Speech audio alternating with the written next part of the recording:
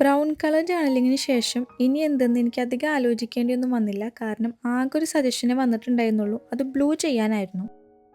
ആദ്യം തന്നെ ഒരു ബ്ലൂ പാറ്റേൺ പേപ്പർ എടുത്തിട്ട് ഞാൻ ഒരു പോസ്റ്റ് കാർഡ് ഉണ്ടാക്കുന്നുണ്ട് കേട്ടോ. എന്നിട്ട് ഇത് ഒട്ടിച്ചെടുക്കുകയാണ് ചെയ്യുന്നത്. ഇതിൽ നമുക്ക് എന്തെങ്കിലും സീക്രട്ട് ആയിട്ടുള്ള എന്തെങ്കിലുമൊക്കെ എഴുതണമെങ്കിൽ അതൊക്കെ ചെയ്യാം. ഞാനിപ്പോൾ എന്തായാലും അങ്ങനെയൊന്നും ചെയ്യുന്നില്ല. നിങ്ങൾക്ക് റെഡിമെയ്ഡ് ജേർണൽ സപ്ലൈസ് വെച്ചിട്ട് ജേർണലിംഗ് ചെയ്യുന്നത് കാണാനാണോ അതോ ഹാൻഡ് മെയ്ഡ് സപ്ലൈസ് വെച്ചിട്ട് ജേർണലിംഗ് ചെയ്യുന്നത് കാണാനാണോ ഇഷ്ടം എന്നൊന്ന് കമൻറ്റ് ചെയ്യണേ. ജേർണലിംഗ് നല്ല കാമിങ് ആണെന്നും നമ്മളെ മൂഡേ മാറ്റിക്കളയുന്നൊക്കെ പറയുമെങ്കിലും ഇന്നാണ് കേട്ടോ ശരിക്കും എനിക്കത് ഫീൽ ചെയ്തത്. ചില കാരണങ്ങളാൽ വളരെ മൂഡ് ഔട്ടായിട്ടായിരുന്നു കേട്ടോ ഞാനിന്ന് ഇരുന്നിരുന്നത്.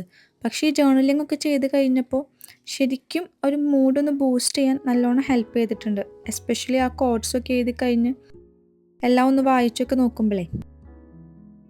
നിങ്ങൾക്കും ജേർണലിംഗ് ഒക്കെ ചെയ്യുമ്പോൾ ഇതേ എക്സ്പീരിയൻസ് തന്നെയാണോ എന്നൊന്ന് പറയണേ.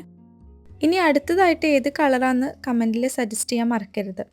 കളറ് മാത്രമല്ല കേട്ടോ, ഡിഫറെൻറ്റ് ടൈപ്സ് ഓഫ് തീംസ് ഒക്കെ ഉണ്ടാവില്ലേ, അങ്ങനെ എന്തെങ്കിലും പെർട്ടിക്കുലർ തീം ചെയ്യണമെന്ന് ആഗ്രഹം ഉണ്ടെങ്കിൽ അതുകൂടി ഒന്ന് കമൻറ്റ് ചെയ്യൂ കേട്ടോ. അവസാനം നോക്കിയപ്പോൾ നീല കളറിന് എന്തൊക്കെയോ ഒരു കുറവ് തോന്നിയതുകൊണ്ട് അവിടെ ഇവിടെയും കുറച്ച് സ്റ്റിക്കേഴ്സ് ഒട്ടിച്ചു കൊടുക്കുന്നുണ്ട് കേട്ടോ. അപ്പോൾ ഇഷ്ടപ്പെട്ടിട്ടുണ്ടെങ്കിൽ ലൈക്ക് ചെയ്യാനും ചാനൽ സബ്സ്ക്രൈബ് ചെയ്യാനും ഞാൻ പ്രത്യേകം പറയണ്ടല്ലോ.